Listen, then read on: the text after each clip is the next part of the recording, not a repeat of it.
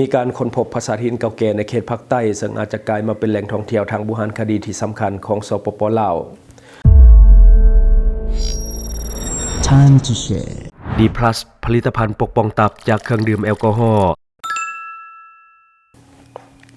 สวัสดีท่านผู้ชมกลับมาพบกับรายการ Time to Share สำหรับหัวข้อที่เราอยากจะนำเสนอในวันนี้ก็คือเกี่ยวข้องกับภาพที่กำลังเกิดขึ้นในโซเชียลของเราในปัจจุบันซึ่งว่าไลฟ์แฟนเพจก็นำเสนอข่าวนี้เช่นเดียวกันซึ่งว่ากำลังดังเนาะกำลังเป็นที่ว้าวถึงสำหรับรูปภาษาเก่าแก่ที่เกิดขึ้นในโลกโซเชียลของเราจุดเริ่มต้นก็คือมาจากแฟนเพจ Art and Culture of Laos เนาะซึ่งว่าเพิ่นได้เอาลงไว้น่าสนใจซึ่งว่ามีแฟนเพจต่างๆได้นำเสนอต่อไปซึ่งว่าเพิ่นได้เอาลงในเวลา 18:18 น.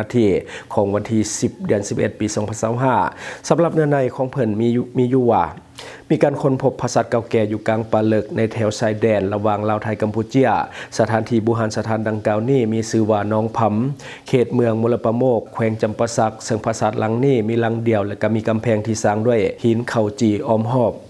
อันนี้คือเนื้อในที่ว่าเพิ่นได้โพสต์ลงหลังจากนั้นก็มีแฟนเพจต่างๆนำเอารูปและก็ข้อความไปโพสต์ต่อซึ่งว่าได้กลายเป็นที่สนใจในสังคมสำหรับชาวโซเชียลก็เข้ามาแสดงความคิดความเห็นต่างๆนานา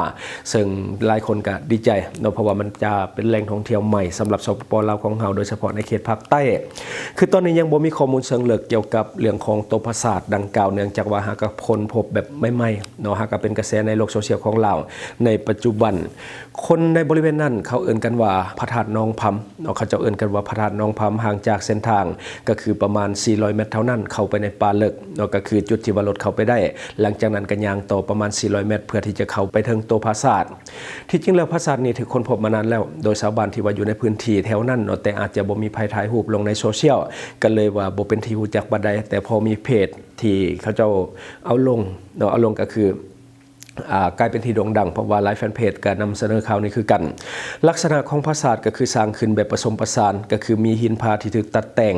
แล้วนำมาเฮียงทับกันลักษณะคล้ายคือกำแพงอ้อมน้องสะหรือว่าน้องน้ำตัวปราสาทนี่เป็นสิ่งปลูกสร้างและก็ด้วยดินเผาหรือว่าดินจีทรงแปรก้อนกลม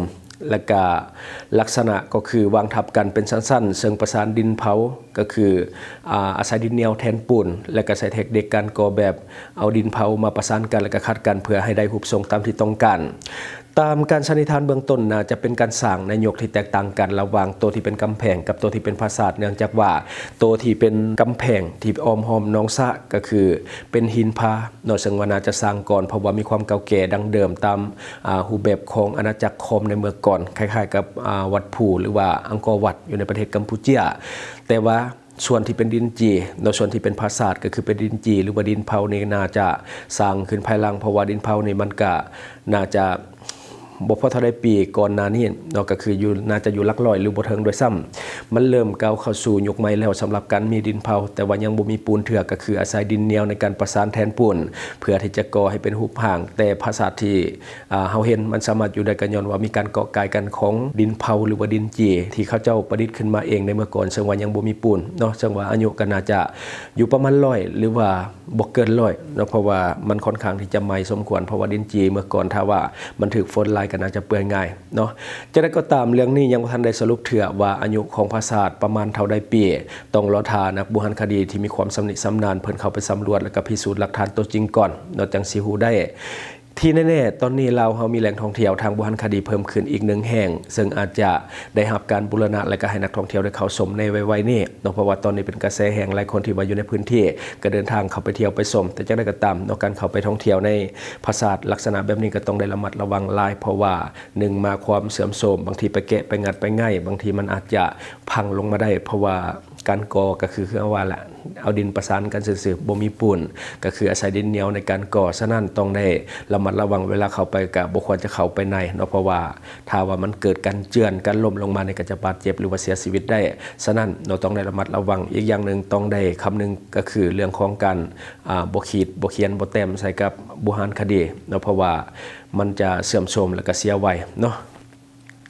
บัดนี้เฮามาต่ออีก1ข่าวก็คืออยู่ทางเวียดนามเขาเจ้าค้นพบเรือเก่าแก่โดยซึ่งว่าตอนนี้ประชาชนทางเวียดนามฮือฮาและก็แฟนเพจต่างๆของเวียดนามก็นำเสนอข่าวนี้คือกันโดยซึ่งว่าในตอนเช้าของวันที่8พฤศจิกายนปี2025ที่ผ่านมาประชาชนหลายคนที่ว่าย่างอยู่หาดทรายทะเลก็คือตันทันเขตฮอยอันได้พบกับเรือ ที่ว่าเป็นเรือไม้บูหานที่มีอายุนับร้อยปีโผล่ออกมาจากหาดทรายซึ่งว่า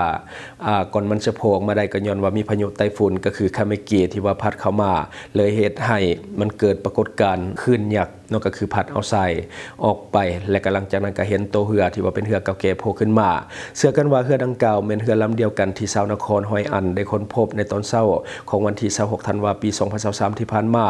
สถานที่ที่เรือค้นพบแม้นอยู่ไกลฝั่งประมาณ400เมตรก่อนหน้านี้ก็คือในปี2024ศูนย์อนุรักษ์มรดกโลกหอยอันได้สมทบกับบรรดานักเชี่ยวชาญจากมหาวิทยาลัยวิทยาศาสตร์สังคมและก็มนุษยศาสตร์มหาวิทยาลัยแห่งชาติของเวียดนามนครโฮจิมินห์ผลของการรายงานได้แสดงให้เห็นว่าเรือที่จมอยู่ในน้ำมีขนาดใหญ่มีโครงประกอบที่แข็งแรงและก็รวมเอาประเพณีการสร้างเรือของอาซีตะวันตกและชาวจีน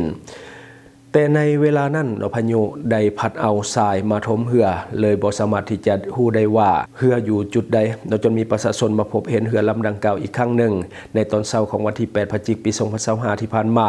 นักวิทยาศาสตร์เชื่อว่าเรือที่ว่าจมอยู่นั่นมีความยาวประมาณ 17.8 เมตรและก็มีประมาณ12ช่อง